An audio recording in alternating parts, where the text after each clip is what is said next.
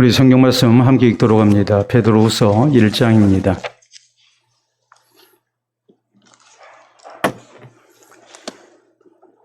베드로후서 1장 5절에서 7절 말씀, 우리 옆사람과 보조 맞춰서 함께 읽도록 합니다. 5절부터 7절 함께 읽습니다.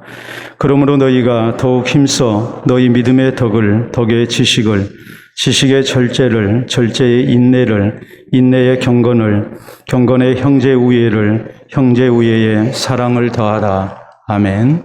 기도하고 말씀 받도록 합니다. 하나님 아버지 감사합니다. 우리 가운데 착한 일을 시작하신 우리 주님께서 그리스도 예수의 날까지 하나님의 선하신 뜻을 이루실 줄을 믿습니다.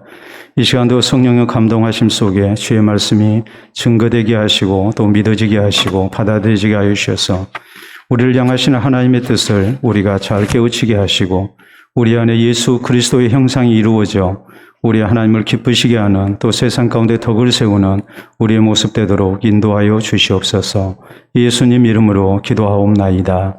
아멘. 오늘 베드로후서 강의 세 번째 시간입니다. 우리가 전에는 복사기를 보면은 복사 기술이 이제 평면으로 2차원으로 이렇게 복사가 됐습니다. 지금은 평면 복사가 아니라 물론 평면 복사기 우리가 많이 사용을 하죠. 그런데 어떤 복사기가 나와 있습니까? 3D, 3D 복사기가 이렇게 나와 있죠. 이 3D라고 했을 때에 3D라고 했을 때 D는 디멘션입니다. 디멘션이라는 말은 차원 혹은 입체, 부피 이런 뜻입니다. 평면이라는 것은 2차원이죠. 점과 선으로 이루어진 2차원의 세계를 우리가 평면이라고 얘기하고 이것이 입체적으로 나타나게 될 때에 우리가 그것을 이제 3차원의 세계라고 얘기를 합니다. 그렇기 때문에 3D 이 복사기는 다름이 아니고 평면으로 어떤 것을 복사해낸 것이 아니라 입체적으로 이렇게 복사를 해내죠. 제일 많이 사용되는 것이 의료기기, 여러분의 치아 이렇게 이제 보완하게 될 때에 그걸 입체적으로 이렇게 복사해서 만들어내거든요. 전에는 치기공사가 일일이 석고를 뜨고 이런 식으로 해서 만들어냈는데 지금은 이 3D 복사기를 사용하게 되면 그 모양 그대로 이렇게 이제 복사해서 나옵니다. 그러니까 참 편리한 세상이죠. 평면적인 복사가 입체적인 복사로 바뀐 시대. 그때가 지금 우리가 살고 있는 이제 시대입니다. 우리 예수 그리스도를 믿는 하나님의 백성들이 어떤 모습으로 우리가 세상을 살아야 할까? 그것은 예수 그리스도의 복사판이 되는 삶이에요. 복사판이 됐다는 것은 우리가 작은 그리스도인으로 또 예수로 우리가 세상을 산다는 것을 의미하죠.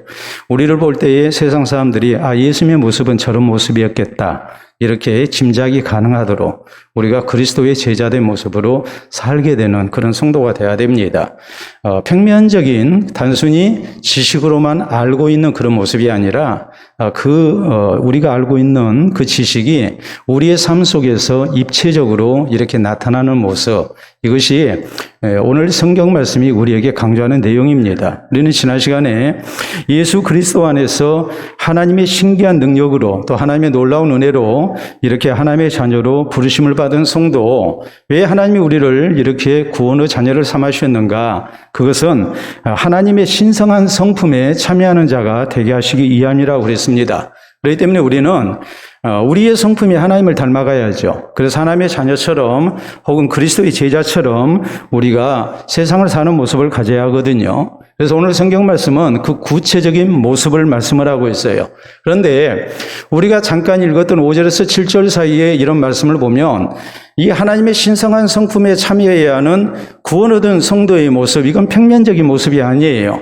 우리의 삶 속에서 입체적으로 드러나는 모습이에요. 그렇기 때문에 우리가 구체적으로 우리의 삶 속에서 어떤 입체적인 하나님의 자녀된 신성한 성품에 참여한 성도의 모습을 가져야 할 것인가, 이것이 오늘 성경 말씀을 통해서 우리가 중점적으로 살펴야 할 그런 내용입니다. 그래서 먼저 오늘 성경은 우리에게 어떤 것을 강조하느냐, 우리가 하나님의 신성한 성품에 참여하는 구원 얻은 자녀가 됐다면 우리가 먼저 인격적인 변화가 있어야 한다고 강조를 합니다. 자, 거기 5절 6절 말씀 제가 읽습니다. 그러므로 너희가 너희가 더욱 힘써 너희 믿음의 덕을 덕의 지식을 지식의 절제를 절제의 인내를 인내의 경건을 이라고 말씀합니다. 자, 믿음에 덕이 더해지고 지식이 더해지고 또 절제와 인내와 경건이 더해져야 한다라고 말씀을 하죠.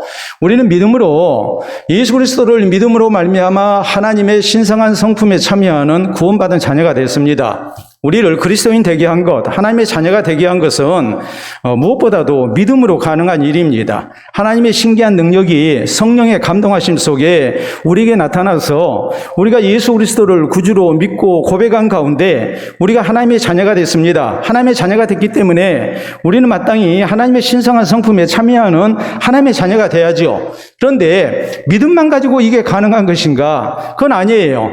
믿음의 덕의 지식을 또 절제와 인내와 경건이 더해져야함을 말씀을 해요. 믿음으로 구원 얻은 성도는 인격적인 변화와 성숙이 또 삶이 우리에게 있어야 한다는 말입니다. 지식은 무엇을 얘기하겠습니까? 우리가 신앙적으로 또 성경적으로 우리가 바로 살기 위해서는 이 신앙적이고 성경적인 지식이 우리에게 있어야죠. 우리를 향하신 하나님의 뜻이 무엇인지, 우리가 어떻게 살아야 하는지, 하나님이 내게 바라시는 것이 무엇인지, 우리가 이 상황 속에서 그리스도처럼 살기 위해서는 어떻게 해야 하는지, 이런 것을 우리가 성경을 통해서 배워야죠. 그렇기 때문에 믿음의 지식이 더해져야 하는 것이고 또 우리가 덕을 세우는 그리스도인이 더해야 한단 말이에요. 또 거기에다가 절제랄지 인내랄지 경건이랄지 이런 인격적인 성숙의 모습이 우리에게 나타나야 해요. 우리가 성경에 보면 우리 예수님께서 산상수훈을 이렇게 말씀을 하십니다. 산상수훈이라는 것은 예수님께서 산에 오르셔서 우리에게 주신 교훈이에요. 그러나 또 이 산상수훈을 우리가 다른 말로 뭐라고 얘기하냐면 천국 시민의 생활 헌장이라는 말을 해요. 우리가 하나님의 구원받은 성도, 천국 시민이라면 우리가 천국 가서 천국 시민이 된 것이 아니고 이 땅에 사는 날 동안 천국 시민처럼 살아야 한다는 거예요. 그래서 거기 나와 있는 내용을 보면 하나같이 무엇을 말합니까? 그건 우리 인격의 성숙에 대해서 말씀합니다. 또 성도로서의 성숙한 삶의 모습을 우리에게 예수님은 강조하셨어요. 인격이 성숙되고 또 우리의 사는 모습이 하나님의 자녀다운 그런 삶을 살아야 한다는 것을 이렇게 강조를 하죠. 여러분, 자식이 부모를 닮습니다. 부모를 닮은데 외모는 닮죠. 유전적인 요인에 의해서 자식은 부모를 닮아요. 부모를 닮지만 자식이 또 닮아야 할 것이 뭐겠습니까? 부모님의 좋은 성품을 닮아야죠. 그래야 그 부모의 그 자식이라는 말을 들을 수 있는 것 아니겠습니까? 그런데 겉모습은 닮았는데 도무지 속 사람이 닮지를 않았습니다. 도무지 그 삶을 놓고 볼 때에 부모의 좋은 점을 담는 것이 아니라 오히려 부모의 나쁜 점을 담고 있습니다. 그러면 참 곤란하죠. 부모도 곤란하고 자식도 곤란한 거 아니겠습니까? 옆에서 보는 사람들도 힘들죠. 그렇기 때문에 우리가 하나님의 자녀로 부르심을 받아서 하나님의 신성한 성품에 참여한다고 했을 때에 우리가 어떤 모습이 구체적으로 나타나야 하는가? 그것은 우리의 신앙 인격이 성숙된 모습으로 나타나야 하고 우리의 삶으로 나타나야 한다는 말이에요. 그래서 초대 예루살렘 교회 성도들이 우리가 성경에 보면 하나님의 말씀을 따라서 신앙생활을 합니다. 그리고 주변에 있는 사람들이 칭찬했습니다. 또 그 모습을 보고 하나님께서 날마다 구원 얻는 백성을 더해 주셨습니다. 여러분, 초대 예루살렘 교회 성도들이 무엇으로서 사람들에게 덕을 세웠을까요? 무엇으로 인정을 받았을까요? 그건 다른 게 아니죠. 저희의 사는 모습이었어요.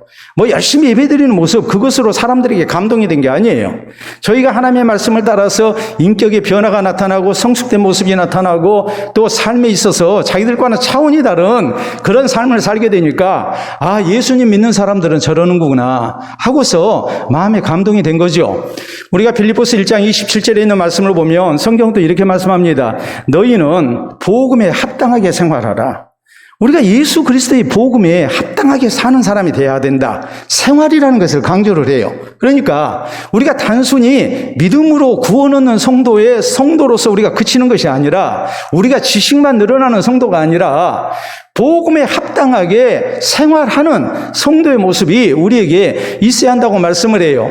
디모데전서 4장 12절 이하에 있는 말씀을 보면 성경도 이렇게 말씀합니다. 너는 말과 행실과 믿음과 사랑과 정절에 믿는 자들의 본이 되라. 그리고 내게 맡겨주신 사역 잘 감당하고 또 믿음의 진보와 성숙을 나타내야 한다. 그렇게 함으로써 네가 구원 얻을 수가 있고 또 내게 듣는 자들을 구원할 수 있을 것이다. 이렇게 16절까지 성경은 또 이렇게 강조가 되고 있죠. 여러분, 우리가 우리나라의 지금 현재 교육을 놓고 볼 때에 제일 큰 문제가 뭐라고 생각합니까?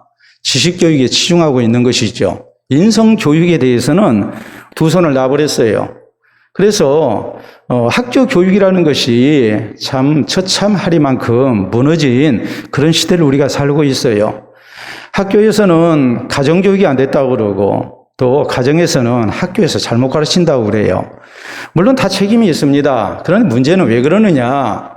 자꾸 경쟁사회가 되다 보니까 지식이 제일 중요하다고 생각하고 결국에는 시험 문제 잘 풀고 점수 높은 사람이 좋은 대학 가고 좋은 직장 가고 이런 식으로 되다 보니까 결국 인성교육이 사라지게 된 것이죠.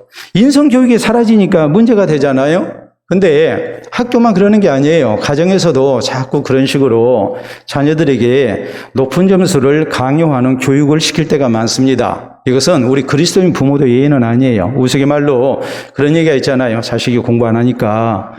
또 시편 23편에 보면 여호와는 나의 목자신 내게 부족함이 없으리로다 그랬는데 아니 하나님이 너의 목자신데 왜 공부 안 해? 네가 공부하면 하나님이 함께 해주시는데 이런 식이거든요. 하나님이 함께 하시니까 공부 열심히 하라고 그러거든요. 그 성경 말씀은 그런 의미가 아니잖아요. 모든 것이 점수로 귀결이 돼요. 그런 식으로 우리가 자식에게 바라고 학교에서도 그렇게 교육을 시키고 하다 보니까 인성교육은 이미 물 건너가 버렸어요. 여러분, 일반적으로 이런 얘기를 합니다. 신앙 성숙에 4단계가 있다고 얘기를 해요. 여러분은 어느 단계에 머물러 있는지 한번 검토를 해보세요. 첫째 단계는 거듭남의 단계예요. 거듭남의 단계라는 것은 하나님의 신기한 능력으로 성령의 감동 감화심 속에 예수님을 구주로 믿는, 그래서 이제 하나님의 자녀가 되는 것을 말합니다. 이게 거듭남의 단계예요. 이게 그리스도인이 되는 첫 번째 단계예요. 다음 두 번째 단계는 어떤 단계인가 했을 때에 성장의 단계예요. 은혜의 단계라고 얘기를 합니다. 말씀을 사랑하고 또 열심으로 기도하는 가운데 자기의 신앙을 자기가 책임지는 굳건한 신앙의 사람이 되는 은혜가 있는 그런 신앙생활을 하는 사람, 이게 2단계예요. 되게 다 그 과정을 거치거든요. 3단계는 어떤 거냐 했을 때 사역의 단계예요. 사역의 단계라는 것은 은혜의 단계에서 내 신앙생활만 책임지는 모습이 아니라 이제는 하나님 나라 사역을 위해서 내가 수고하는 거예요. 그렇죠. 교회에 하나님 나라 사역에 교사로서 혹은 봉사자로 혹은 예배위원으로 혹은 기관에서 또 구역에서 또 교회에서 재직으로 여러 모습으로 수고합니다. 이게 사역의 단계예요. 그럼 거기서 끝나느냐 했을 때 사역의 단계, 다음의 단계가 있어요. 그게 네 번째 단계예요. 이것은 어떤 단계냐 했을 때에 성품의 단계, 인격의 단계라는 말을 써요. 정말로 하나님을 따라서 신성한 성품에 참여하는 성도의 모습이 뭐로 나타나느냐? 그 인격의 변화가 나타나요. 성품의 변화가 나타나요. 이걸 성화라고 얘기를 합니다. 거룩한 하나님의 백성으로 그 인격이 성숙돼 가는 겁니다. 근데 우리는 자꾸 그러죠. 열심으로 봉사하고 일하고 사역의 단계까지 왔는데 저 사람 교회를 30년을 다녔는데 직분을 맡았는데 성질은 그대로 있더라. 우리가 그리 되는 경우가 많거든요. 이것이 우리에게 오늘 참 잘못인 거예요. 오늘 내 신앙이 거듭남의 단계에서 머물러 있는지 아니면 은혜의 단계에 머물러 있는지 아니면 사역의 단계에서 정체돼 가지고 지금 그대로 머물러 있는지 아니면 정말 우리 하나님께서 우리에게 바라시는 신성한 성품에 참여한 하나님의 백성으로서 내가 성화의 단계에 이르고 있는지 내 인격이 성숙된 모습으로 참으로 주변 사람들이 볼 때에 신앙 인격이 바로 서가는 그런 모습으로 인정을 받고 있는지 우리 자신을 다시 한번 돌아봐야 합니다. 여러분, 성경 고린도후서 4장 16절에 이렇게 말씀합니다. 우리의 겉사람은 날로 후피하나 속사람은 날로 새롭도다 그랬어요. 여러분, 우리가 나이 들어가는 거 어떻게 할 수가 없죠. 나도 모르게 거울을 보면 주름이 생기고 또 거울을 보면 흰머리가 생기고 그리고 나도 모르게 등이 구워지는 것 같고 그래야지 않습니까? 연세 드신 분들 하루가 다르다고 그러잖아요. 그보다 좀 덜 드신 분들 작년 다르고 올해 다르다고 그러잖아요. 우리의 겉사람은 날로 후패져 갑니다.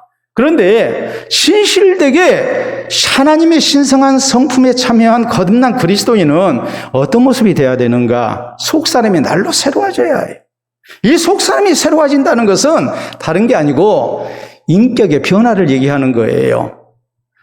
그 성품이 성숙되는 것을 얘기하는 거예요. 그리스도를 닮아가는 삶을 얘기하는 거예요. 단순히 기도 잘하는 것, 열심으로 일하는 것, 거기서 머물러서는 안 됩니다. 정말로 우리에게 믿음의 지식이 더해지고 덕이 더해지고 또한 절제하는 모습, 또 인내하는 모습, 또 경건하게 살고자 하는 이런 모습들이 더해지는 그런 성품이 변화된 신앙 인격이 성숙돼가는 그런 모습으로 우리가 자라나야 합니다.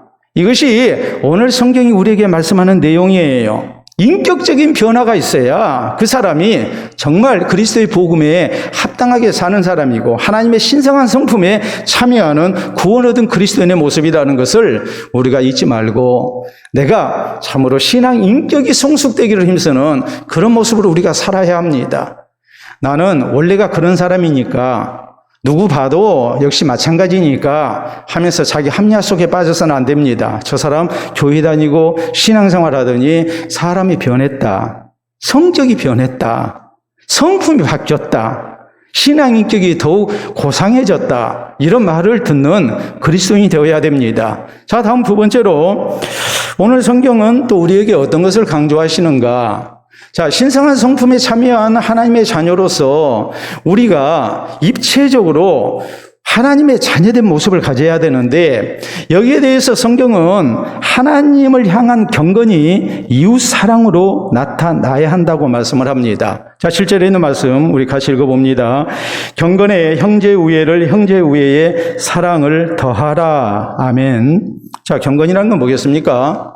하나님과의 바른 관계를 우리가 경건이라고 얘기하죠. 이 경건은 하나님을 늘 경외하는 모습을 말합니다. 두렵고 떨림으로 하나님을 섬기죠. 그렇기 때문에 경건은 어떤 모습으로 나타납니까? 그저 마음으로만 하나님을 두렵고 떨리는 그런 존재로만 생각하는 게 아니에요. 하나님을 경외하는 것은 이제 바른 삶으로 이어져요. 하나님을 경외하기 때문에 함부로 못 사는 거예요. 그리고 하나님이 기뻐하시는 바른 삶을 사는 거예요. 그런데 여기 경건에 형제 우애를 더하라 그랬어요. 형제 우애는 우리가 다른 말로 얘기하자면 성대 아름다운 교제를 말하고 또 한편으로 그 다음에 형제 우애에 뭘 더하라 그랬어요? 사랑을 더하라 그랬거든요. 이 사랑은 바로 교회 밖에 있는 사람들에게 베푸는 이웃 사랑을 말합니다. 자, 형제 우애라는 말, 이것이 헬라말로 필라델피아라고 기록이 됐어요. 여러분, 우리가 성경에 요한계시록에 빌라델비아 교회가 나옵니다. 그렇죠? 빌라델비아라는 말이 바로 영어로 필라델피아, 또 헬라어로 필라델피아예요. 자, 미국에 가면 필라델피아가 있죠. 필라델피아가 역시 같은 뜻입니다. 그래서 거기 필라델피아라는 말은 필리아, 사랑이라는 그런 의미와 아델포스라는 형제라는 말이 합쳐져서 필라델피아가 됐어요. 그러니까 이 필라델피아, 필리아의 사랑은 어떤 사랑이냐 했을 때에 동기간의 사랑, 형제 사랑을 말해요. 그리스도 예수 안에서 한 형제된 성도들이 서로 사랑하는 모습을 얘기를 해요. 그런데 경건에 형제 우애를 더하고 형제 우애에 또 뭘 더하라고 그랬어요? 사랑을 더하라고 그랬죠. 그런데 그 다음에 나오는 사랑은 어떤 용어를 썼냐면 아가페를 썼어요. 아가페는 하나님의 사랑, 신적인 사랑을 얘기를 해요. 그러니까 그리스도 예수 안에서 나와 함께 된 사람만 사랑하는 것이 성경 우리에게 말씀하시는 그런 진정한 경건의 모습은 아니다 이 말이에요. 진정한 경건의 모습은 뭐냐 했을 때에 모든 생명을 사랑하는 거예요. 교회 밖의 사람도 우리가 하나님의 사랑으로 사랑하는 거예요.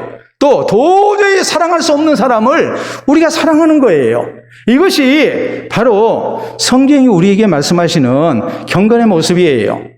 그렇기 때문에 우리가 성경을 보면 그렇죠. 자, 10계명을 생각해 보세요. 10계명 1계명에서 10계명까지 있습니다. 근데 1계명에서 4계명까지는 하나님 사랑에 대해서 교훈합니다. 우리 하나님을 어떻게 사랑할 것인가?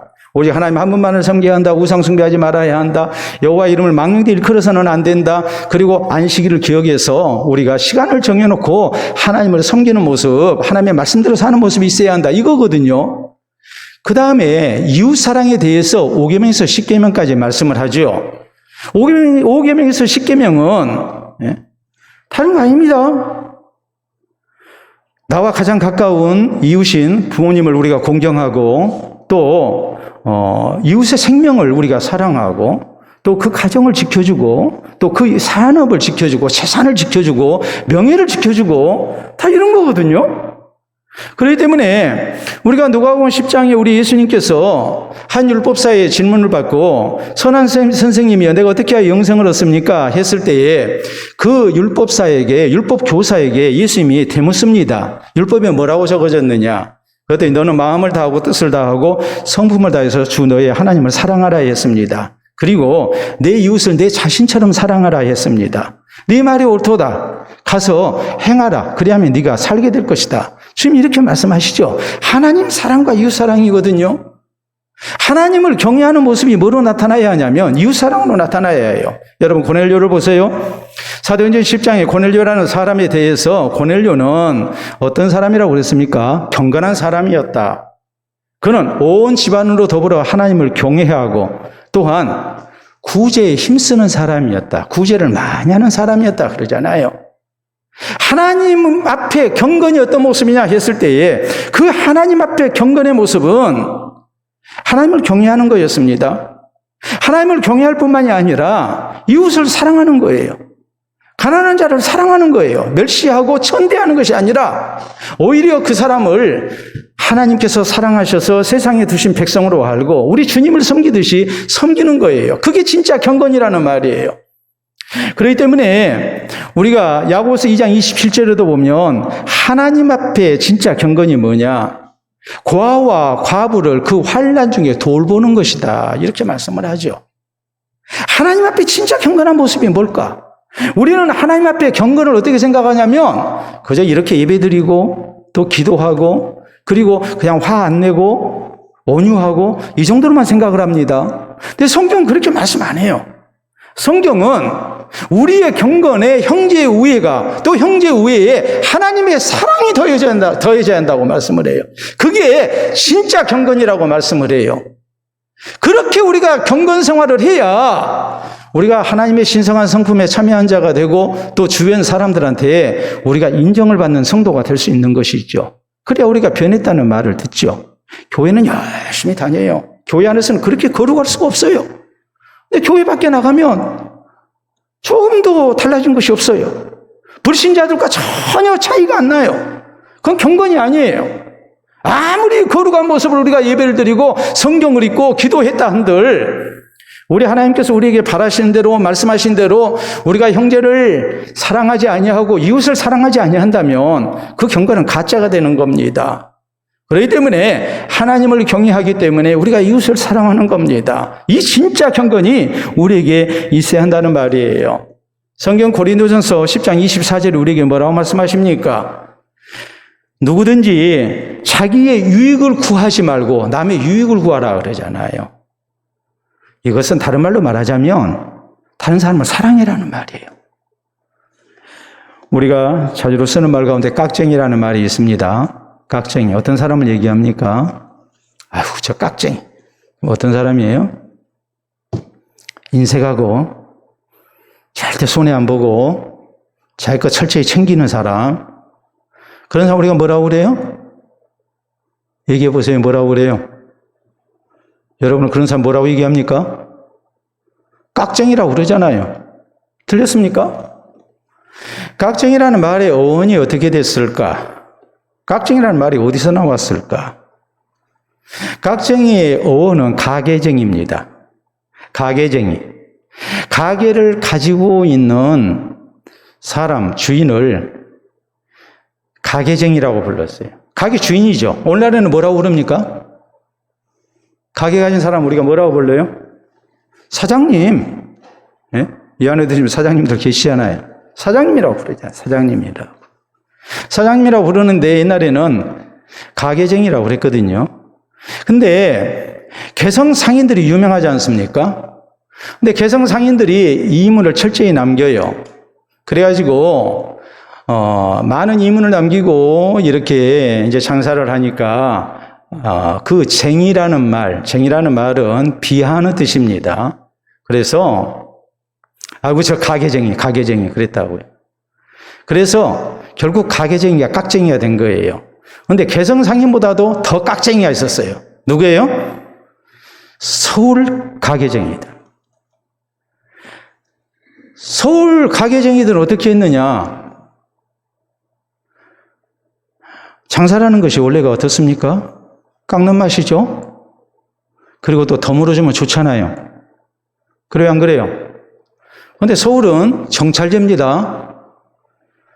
덤을 안 줘요. 그래서 물론 그것이 오늘날에는 보편화됐지만 옛날에는 그렇게 안 됐잖아요.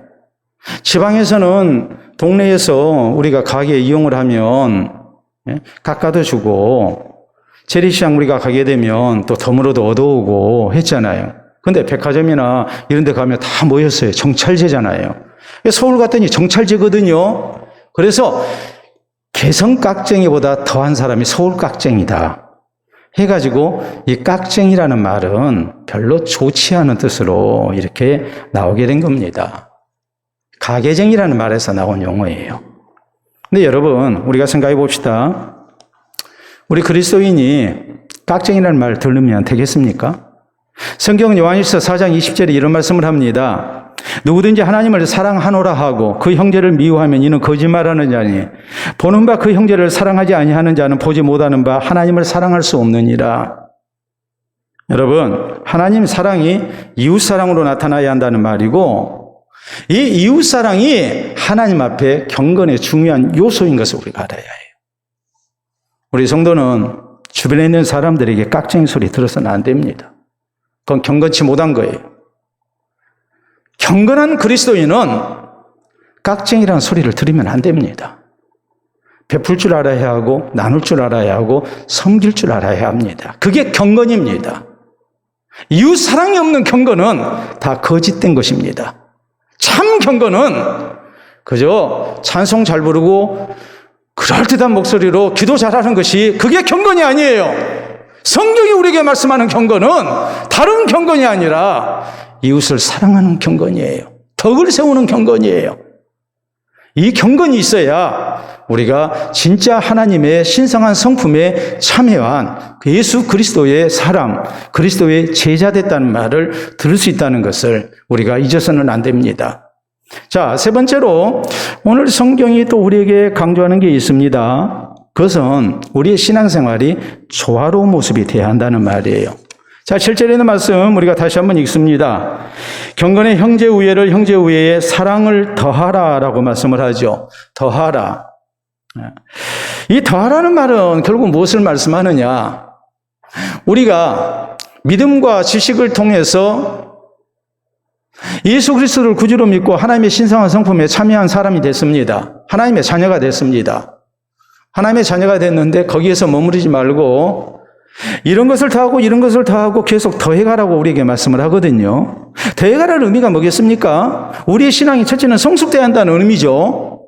또 하나 더해야 한다는 말은 뭐겠습니까? 현재 가지고 있는 것 가지고는 불완전하다는 말이에요. 그러니까 거기에다가 이런 것도 더하고 이런 것도 더하고 해서 온전한 모습을 우리가 가져야 한다는 말이에요. 그게 더하라는 말이에요. 그렇기 때문에 우리의 신앙과 생활이 더해지는 모습이 돼야 되고 하나님을 사랑하는 것과 이웃을 사랑하는 것이 또 더해지는 모습이 돼야 되고 우리의 경건이라는 것이 하나님을 경외하는 모습뿐만이 아니라 우리가 이웃을 사랑하고 섬기는 모습으로 나타나야 한다는 말이에요. 이게 더해져야 해요. 더해진다는 말은 궁극적으로 어떤 것을 의미하느냐? 평면적인 신앙생활이 아니라 입체적인 신앙생활을 해야 한다는 말이에요. 입체적으로 우리가 신앙생활을 해야 한다는 것은 무엇을 의미합니까? 하나님의 온전하심에 이르기 위한 아름다운 성숙이 우리에게 늘 있어야 한다는 말이죠. 우리의 신앙생활이 머물러서도 안 되고 불완전한 모습이 돼서도 안 된다는 말이에요. 여러분, 사람이라는 게 그렇잖아요. 영양소가 어느 한 부분이 부족하게 되면 그것이 심각한 질병을 초래하는 경우가 굉장히 많습니다. 그렇죠? 네. 그뿐만이 아니죠. 자식이 공부를 하는데 예를 들어서 어떤 과목은 굉장히 뛰어난데 또 어떤 과목은 형편없다. 그러면 그 공부 잘한다고 또 말을 못하죠. 어쨌든 간에 우리나라 교육 여건을 놓고 볼 때에. 그렇기 때문에 모든 것이 조화로워야 하거든요. 어떤 것은 잘하는데 어떤 것은 못한다. 그것은 하나님의 신성한 성품에 참여하는 성도로서 상당히 부족한 모습이에요. 우리 성도의 신앙생활은 어떤 모습이 돼야 되느냐? 조화로운 모습이 돼야 돼요. 여러분, 우리 예수님 어려서 자라나실 때 모습을 성경은 이렇게 말씀합니다. 지혜와 키가 자라가며 하나님과 사람에게 더욱 사랑스러워 하시더라 그랬어요. 신체적인 성장이 있었죠. 그 키가 자라고 지혜가 자랐어요. 지식적인 면의 성장이 있습니다. 사람에만 사랑스러워지는 것이 아니라 하나님께도 사랑스러워 갑니다. 영적인 성장이 있었습니다. 이게 조화로운 모습이에요. 우리가 에베소 5장과 6장에 보면은 술 취하지 말라 이는 방탕한 것이니 성령 충만을 받으라. 에베소 5장 18절에 말씀이 나옵니다. 그리고 성령 충만의 모습이 뭐냐? 우리는 성령 충만하면은 뭐 이상한 소리 짓거리고 뭘 환상을 봤다 그러고 우리는 그런 식으로 생각해요. 절대 아니에요. 성경은 그렇게 말씀 안 해요. 술 취하지 말라 이는 방탕한 것이니 오직 성령 충만을 받으라 하면서 그 다음에 이어지는 내용을 보면은 경건한 교회 생활입니다. 성령 충만을 받기 위해서는 교회 생활 잘해야 해요. 그 다음에 나오는 것이 뭐냐? 아름다운 가정 생활이에요. 성경이 그걸 말씀해요. 그 다음에 강조되는 것이 뭐냐? 직장 생활이에요. 에베소 5장 18절 이하에 있는 말씀을 보면 술 취하지 말라 이는 방탕한 것이니 오직 성령 충만을 받으라 하면서 가장 먼저 시와 찬미와 신령한 노래로 하나님을 찬송하고 우리가 그리스도 안에서 하나 돼서 하나님 앞에 예배드리고 기도하고 이런 신앙생활의 모습이 나옵니다. 그리고 부부 사이에 부모와 자식 간에 또 어떤 관계를 맺으며 가정생활을 해야 할 것인가라는 내용이 나오죠. 그리고 또 뭐라고 나옵니까? 사환들을 향해서 말씀합니다. 주인 잘 섬겨라. 또 주인을 향해서 말합니다. 상전을 향해서 말합니다. 너희 위에 더 높은 위에 상전이 있다는 사실을 알고 너희가 종들에게 함부로 해서는 안 된다. 오늘날 우리가 쓰는 말로 얘기하자면 갑질하지 마라. 인격적으로 대해주라. 그래야 하나님 앞에 상을 받는다. 성령 충만을 다르게 말씀하는 게 아니고 우리의 삶의 영역에서의 조화로운 삶의 모습으로 말씀을 하고 있어요. 사실 우리가 신앙생활 열심히 하다 보면 우리의 삶의 터가 이 셋으로 규정이 될 때가 많죠. 교회생활, 가정생활, 그리고 직장생활이죠. 그것이 우리의 삶의 현장이 되는 경우가 거의 대부분이잖아요. 신앙생활 열심히 하신 분들 대개 보면 그 새 울타리 안에서 움직이고 있잖아요. 이것이 조화롭게 하나님의 백성다운 그런 모습으로 이루어져야 한다는 말이에요. 성숙된 모습으로 나타나야 한다는 말이에요. 그래야만이 그 사람이 진짜 아름다운 하나님의 백성인 것을 강조합니다. 우리가 사도행전 6장에도 그런 말씀이 나오죠. 교회 직분자를 세웁니다. 집사를 선출할 때에 성령과 지혜가 충만하여 칭찬 듣는 사람 7을 택하라. 성령 충만입니다. 성령 충만하면 다 끝날 것 같죠? 아니에요. 지혜도 있어야 해요. 그러면 다 끝나는 것 같죠? 아니에요. 사람들한테 신뢰를 얻어야 해요. 그래야 교회 일꾼으로 세우는 거예요. 조화로운 모습이에요. 조화로운 모습. 오늘 자꾸 우리의 신앙생활이 절름발이가 되는 이유가 어디에 있느냐? 조화를 이루지 못하기 때문에 그러는 겁니다. 여러분, 옛날에 학교 교육을 얘기할 때 지덕체라는 말을 많이 썼습니다. 지는 지식이죠. 덕은 덕스러운 모습이죠. 인격적인 면이에요. 체는 뭡니까? 건강이죠. 신체의 건강. 지덕체를 함양한다고 그랬잖아요. 이게 교육의 목표였잖아요. 다른 말로 얘기하자면 조화로운 인격체를 만드는 거예요. 이게 교육의 목표가 돼야 한다는 말이에요. 자, 여러분 사진 하나 보도록 하겠습니다. 뭔가 좀 한번 알아맞혀 보세요. 뭔가요? 오미자입니다. 오미자. 제가 저 사진을 우리 부목사님한테 보냈더니 오늘 이제 설교 시간에 쓸 거 사진 보내고 제가 확인을 했어요. 우리 부목사님이 저 사진을 보고 뭐라고 했을 것 같아요? 목사님 뭐라고 그랬어요? 네?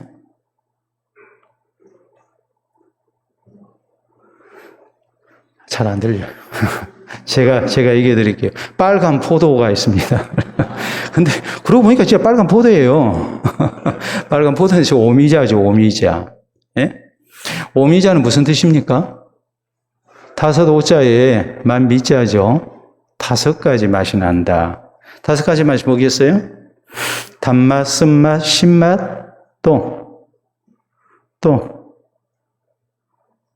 맛 뭐가 있습니까? 매운맛, 짠맛, 매운맛 혹은 떫은 맛 이렇게 해서 이제 다섯 가지 맛이라고 얘기하죠. 단맛, 쓴맛, 짠맛 거기에다가 신맛 또 떫은 맛, 매운맛 이렇게 해서 다섯 가지 맛이 어우러진 오미자라고 그러죠. 저 오미자가 참 좋다고 그래요. 어느 정도로 좋으냐? 조선시대 27명의 임금 가운데 제일 장수한 임금님이 누구냐면 영조입니다. 영조가 나이 30에 왕이 돼서 무려 52년 동안을 재위했어요. 그리고 82세에 세상을 떴어요. 제일 장수했고 제일 오래도록 왕이 있었어요. 근데 이 영조 임금이 너무나 먼 게 뭐냐면 오미자예요. 오늘 또 집에 가서 당장에 오미자 찾아서 또 이제 드시는지 모르겠습니다만 오미자인데요. 오미자가 뭐에 좋으냐? 효능을 보면 호흡기 질환을 개선하는데, 피로 및 원기를 회복하는데, 심혈관계 질환을 개선하는데, 간 기능을 개선하는데, 당뇨를 개선하는데, 피부 노화를 방지하는데, 뇌 기능을 개선해서 기억력과 집중력과 치매를 예방하는 아주 좋은 그런 음료로 이렇게 증명이 됐습니다. 참 좋죠? 모든 게 어우러져 있잖아요. 예? 여러분, 우리가 음식을 만들 때 양념이라는 것이 여러 가지가 어우러져 가지고 거기에서 맛이 나오잖아요. 우리 성도의 신앙생활도 뭐가 돼야 하느냐? 절름발이식이 돼서는 안 되고 조화를 이루어야 해요. 특별히 우리 교회 주보에 나와 있는 대로 가정과 일터와 교회가 조화롭게 하나님의 거룩한 백성으로 사는 모습이 우리에게 있어야 해요. 그게 성령 충만이고 그것이 하나님의 신성한 성품에 참여하는 하나님의 자녀된 성도의 모습이라는 것을 우리가 잊어서는 안 돼요. 미국 연방교육부에서 성공한 가정교육의 연구 대상 가족을 선정을 했습니다. 미국은 이민의 나라잖아요. 이민자의 나라인데 얼마나 많은 가정이 있겠어요? 인구가 3억 5천이 넘는 나라니까 굉장히 많죠. 그런데 이 많은 가정에서 또 세계 여러 나라에서 이민자들이 와가지고 각기 자기들의 어떤 전통적인 교육을 이렇게 또 실시하고 할 텐데 우리 미국인들이 모범으로 삼을 만한 그런 가정 교육을 하는 그런 대상이 되는 가정이 어디냐 했을 때에 우리나라에서 간 고강림 전혜성 박사 가족이 뽑혔어요. 고강림 박사는 천재 법학자였습니다. 우리나라 유엔 대표를 역임했습니다. 5.16 군사 반란이 일어나니까 미국으로 이민 갔습니다. 미국 주재에 외교관으로 있다가 그냥 거기 눌러 앉았어요. 전혜성 박사 그의 아내 교수입니다. 6명의 자녀를 뒀는데 6명의 남매가 모두 미국의 최고 대학이라고 일컬어지는 하버드 대학, 예일 대학 출신입니다. 거기에다가 8명 가족 모두가 다 부모에다가 그 자녀 6명이 모두가 다 박사학위 소유자예요.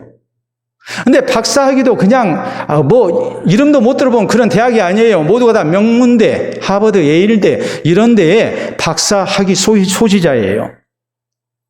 그뿐만이 아니라 이들의 현재 직업이 어떤 직업이냐? 교수 혹은 예일대 법학과장 도박대학장 혹은 미국의 고위 공무원 이런 사람들이거든요. 굉장히 모범적인 그런 집안이에요. 자, 우리가 사진 하나 보도록 하겠습니다. 여러분 사진을 보시게 되면 오바마 대통령 때에 지금 저기 두 사람 나왔어요. 두 사람의 얼굴이 닮았어요, 안 닮았어요? 닮았죠? 네? 고강림 박사의 두 아들이에요. 우리나라로 얘기하자면 차관급의 그런 고위직에 임명이 됐거든요. 그렇게 유명한 사람들이에요.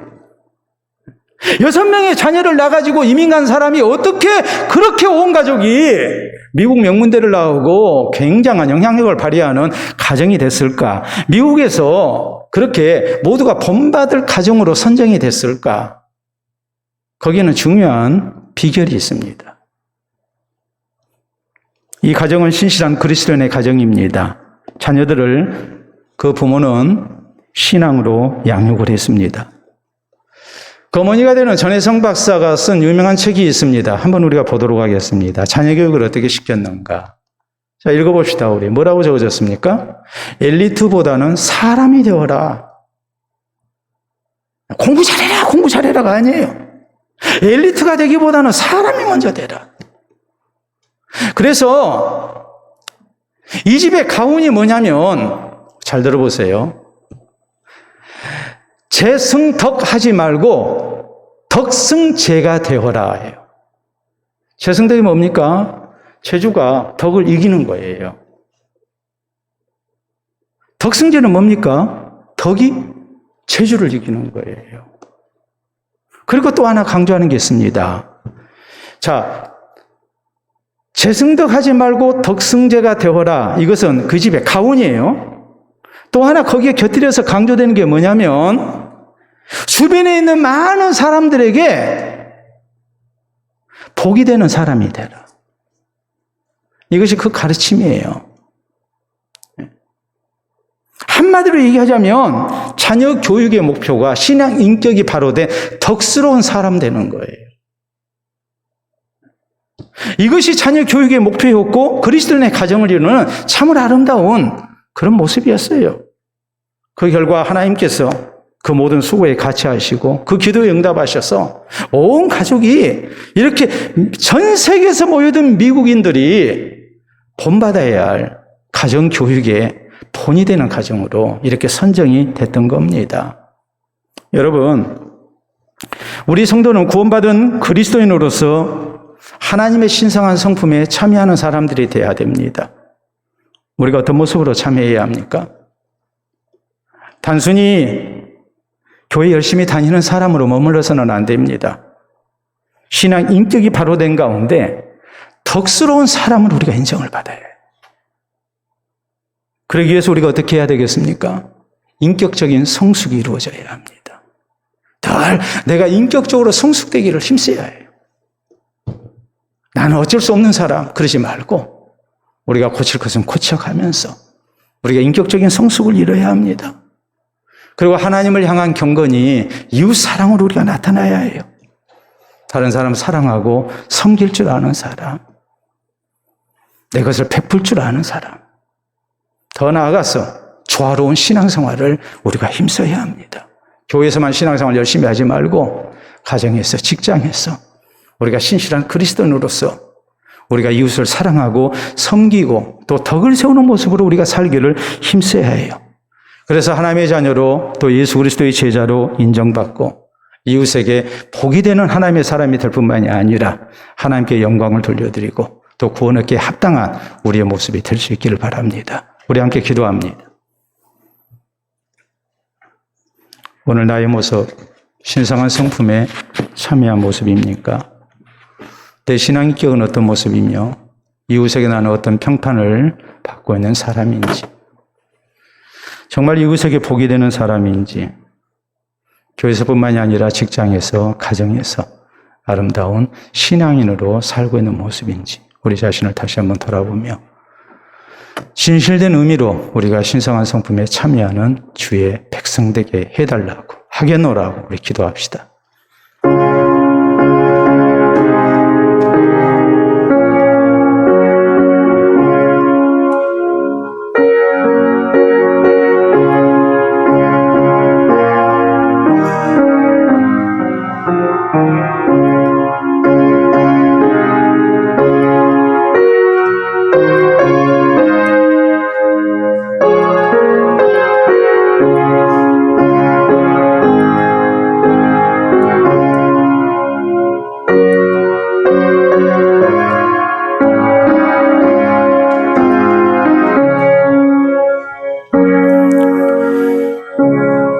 우리의 생명주가 되신 아버지 은혜를 감사합니다. 예수 그리스도를 통하여 우리에게 영원한 생명을 허락해 주시고 또 하나님의 자녀되어 우리가 신성한 성품에 참여하는 주의 백성 되게 하신 것을 진심으로 감사합니다. 하오나 우리가 신앙적으로 성숙되지 못하고 우리의 모습이 스스로도 생각해도 부끄러울 때가 많음을 고백합니다. 이제 우리의 신앙 인격이 아름다운 모습으로 성숙되기를 원합니다. 하나님을 향한 경건이 이웃을 사랑하는 모습으로 나타나게 하시고 또 이웃에게 덕을 세우는 모습이 되게 하여 주시옵소서. 우리의 교회와 가정과 또한 일터에서 모든 면에서 우리가 조화로운 모습으로 신앙생활하게 하시사 어디서 무엇을 하든지 우리 주님과 동행하는 모습이 되게 하시고 하나님의 자녀다운 모습이 되게 하시고 또 만나는 이들에게 하나님의 덕을 세우며 영광을 나타내며 또 저희에게 본이 되며 또 복이 되는 하나님의 사람들로 살게 하여 주시옵소서. 이 모습으로 우리가 한평생을 살게 하시고 날로 날로 우리의 속사람이 새로워진 가운데에 우리가 주의 나라 넉넉히 들어가는 주의 자녀들 다 되게 하여 주시옵소서. 감사하며 예수님 이름으로 기도하옵나이다. 아멘.